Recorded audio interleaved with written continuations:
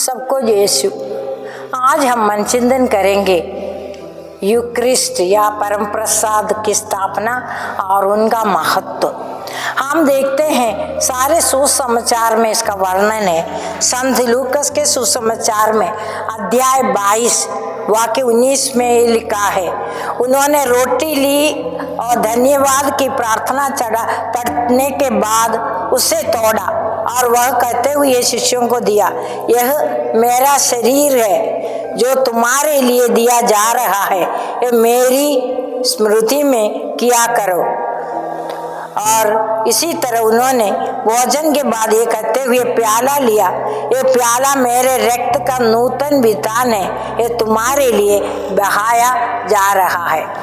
हाँ मेरे भाई और मेरे बहनों, यीशु ने कहा मत्ती के सुसमाचार में अंत में, मैं तुम्हारे साथ दुनिया के अंत तक रहूंगा। ये बात को पूर्ण करने के लिए यीशु ने हमारे साथ रहने के लिए परम प्रसाद की स्थापना की।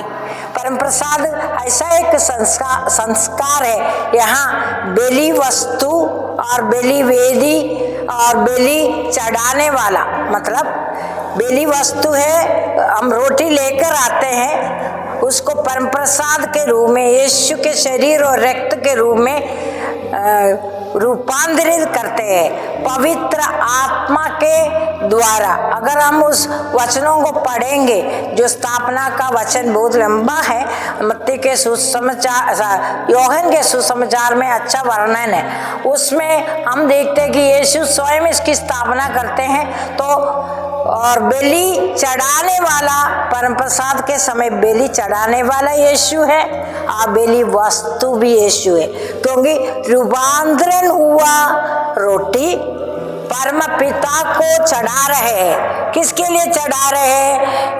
इसलिए कि हम परम पिता को धन्यवाद दें, इसलिए चढ़ा रहे हैं कि हम मनुष्य और यीशु मिलकर हम अपने पापों के लिए, हमारे पापों के प्रायश्चित के लिए, मुक्ति के लिए हम चढ़ाते हैं। तीसरी, हम पूरा दुनिया को बचाने के लिए ये बलि चढ़ाते हैं।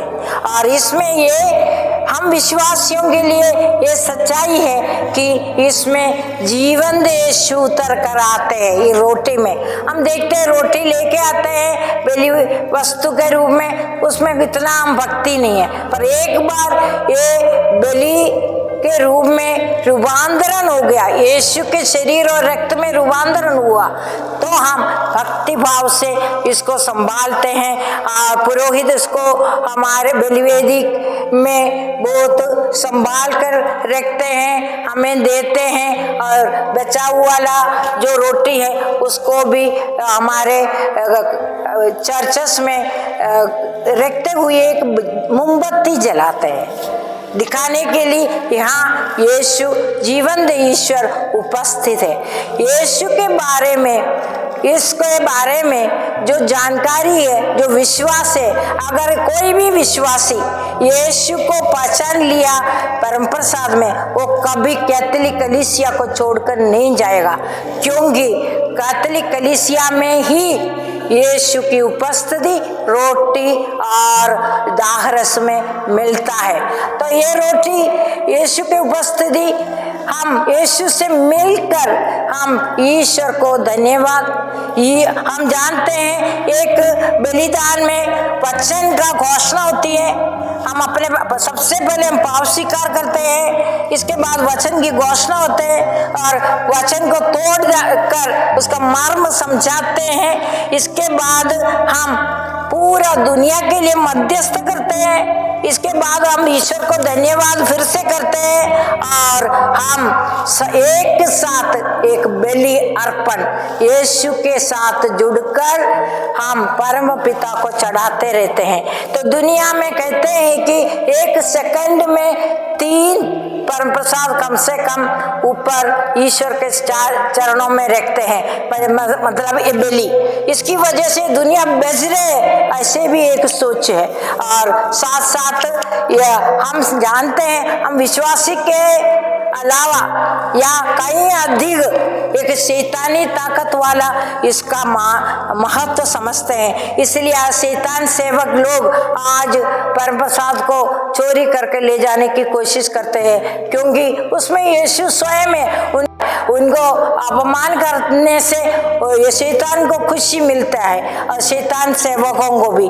तो यह हम समझे कि ये कितना महत्वपूर्ण है, कितना महत्वपूर्ण प्रार्थना है कलीसिया में, क्योंकि इसमें हर तरह की प्रार्थना सम्मिलित है। और बहुत इम्पोर्टेंट बात यह है कि इसमें पवित्र आत्मा शुरू से लेकर अंत तक कार्यरत है और हम सबको ईश्वर की कृपा भरपूर मिलने वाला एक संस्कार है। इसको स्वीकार करने के लिए हमें पश्चाताप के साथ पाप स्वीकार करते हुए, अपने हृदयों को तैयार करते हुए और परम प्रसाद में भाग लेना, और विशेष करके भाग लेते हुए, हो सकता है हम तैयार नहीं तो परम प्रसाद नहीं लेना चाहिए, क्योंकि अगर हम परम प्रसाद अयोग्य रीति से स्वीकार करेगा तो हमारे अंदर यीशु नहीं प्रवेश करेगा, शैतान प्रवेश करेगा।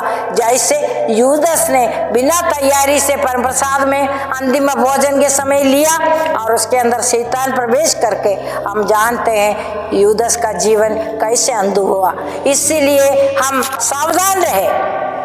इस यीशु की कुर्बानी में भाग लेने के लिए हम विनम्र होकर पश्चाताप करते हुए, अपने आप को तैयार करते हुए पर प्रसाद लेना चाहिए। तब हमें इसके आशीष, अनगिनत आशीष, अनगिनत चंगाइयाँ, हर तरह की परेशानी की एक आंसर, हमें उत्तर इस परम प्रसाद में मिलता है। इसलिए अनेक लोग, विश्वासी लोग सुबह उठ के सबसे पहले परम प्रसाद में भाग लेने के लिए कलीसिया में चले जाता है। जिसको ये समझ आते हैं, जिसके पास समय है, पास रहते हैं, वही जो विश्वासी है वही इसका फायदा उठा रहे हैं और उनके जीवन में चमत्कार और चिन्ह वो स्वीकार करते हैं और देखते हैं। आइए हम भी परम प्रसाद और योग्यता रूप स्वीकार करते हुए कृपा और आनंद और शांति पाए।